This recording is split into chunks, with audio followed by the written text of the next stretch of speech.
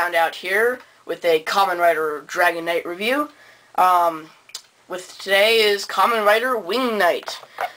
Just wanted to show off this really awesome packaging. I love this packaging. I just can't say anything bad about it. It's got some nice curved lines. I'm glad Bandai of America didn't do what I thought they would do and make it a giant advent card. As you can see here, you got the Kamen Rider Dragon Knight's picture on Wing Knight's package.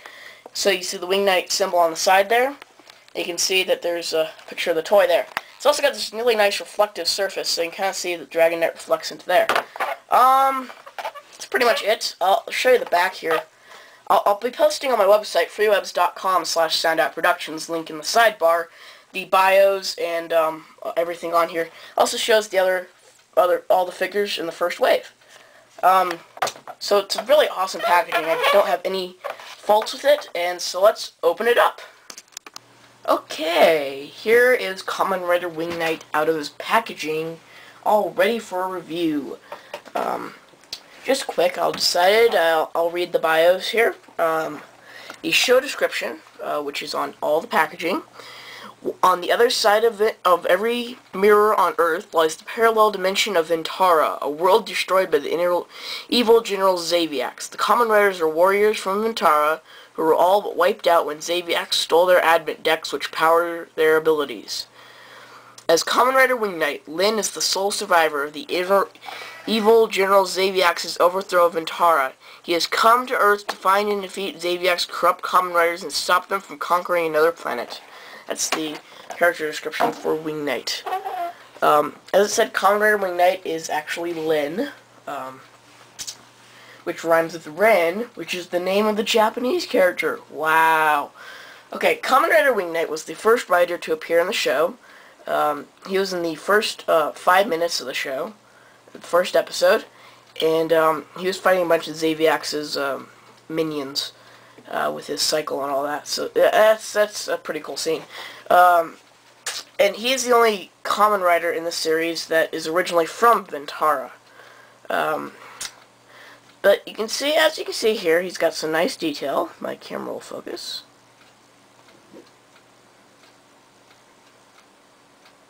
Okay, it's not focusing today. Almost got it. Hold on.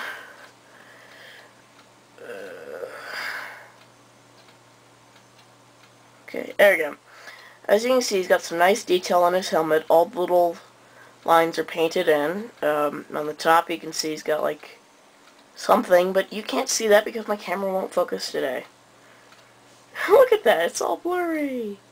Woohoo! There we go.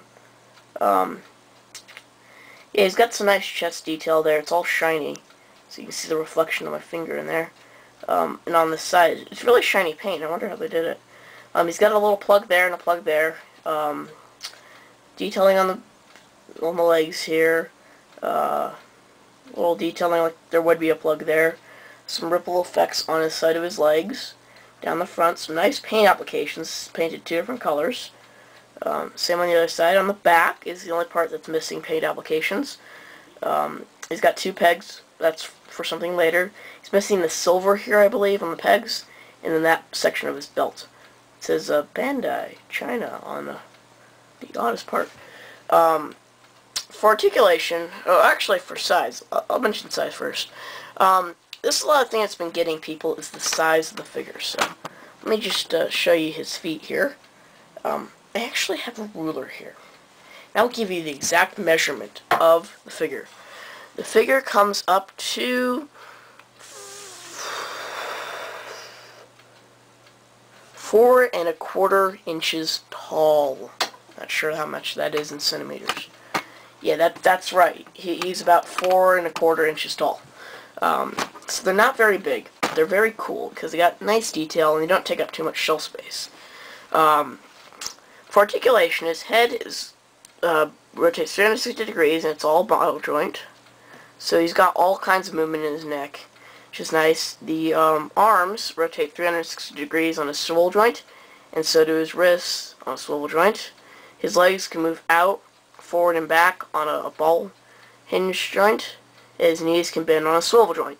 That is sadly all the articulation this figure has. So he lacks in the articulation department. but kind of makes up in detail paint applications. They even went to the detail of putting his advent symbol on his belt. So I must say, for that, these are worth the price. He does come with 2 accessories. He comes with an advent card like every other toy in the line. He comes with his nasty vent card, which says in it, whoop. Says it has an attack of 1,000. It's got his little advent symbol here in the corner, and he's got 3 holes on top to read in the deluxe drag visor, which hasn't been found yet, but hopefully will be found soon. For this, it's in the show, the nasty vent was an attack made by his advent beast Blackwing. It was a sonic screech attack that would hurt enemies. On the back, it says advent card. This part isn't show accurate. This is Kamen Rider Dragon Knight, an advent card reflected in a pool down here. So pretty cool. He also comes with his sword, the Dark Visor, which is also his card reader. This thing is pretty detailed for being such a small weapon. And I hope they release a roleplay version of this sword, because it looks pretty neat. Even if it's not electronic, it'd still be cool to have. And even if it's short. Let's see if I can get this to focus. It looks like a face now. It's not supposed to. It's got that shiny paint on it again, but... Oh, there you go. Oh, had it. Come on, camera. Camera, you are so good. Please focus now. It's slightly blurry, I think. Or is that... Oh, that's just a reflection, but... There you go. You can see the bat head and the wings. And a little peg here, but I'll explain that later. It's got some nice detail there. And detail all along his sword here. So that's pretty neat. It is painted in 3 different colors, which makes them better than Power Rangers weapons. He can hold the Dark Visor in his right hand, which is the hand he mostly used it in. He can hold it this direction, or he can hold it, this direction, like in his pose for entering the mirror world. He always went like this. He always went into the mirror world. He's like, rah, I got a sword, yay. Like this kind of pose. But it requires a waist joint in order to show it correctly. Now, all these little pegs you can attach the sword to on his arm if you like, on his back if you like, but more correctly on his belt. This is where he stores it. And instead of having a little sheath there that you have to carefully slide this through, you just put the plug on. Unfortunately, you can't put the arm exactly at his side over the sword since there's no outward shoulder movement. You can either keep it in front or in back. I personally like it in front because it looks like he's kind of guarding his sword, waiting for an attack. So overall, this figure is worth it, I think. This is one of the one of the coolest figures from a Tokusatsu American series that I've gotten in a while, along with all the others. Now, the price may get some people also. They're run for $7.99 but they've only been found at Toys R Us. And I was reading a thread on Ranger Board, and somebody was joking that there was only at Toys R Us stickers on there. Trust me, there isn't. I was there at the store. Overall, these figures are really nice. The weapons are a little bit lacking, especially when you get to the Advent Beast, but that's another review.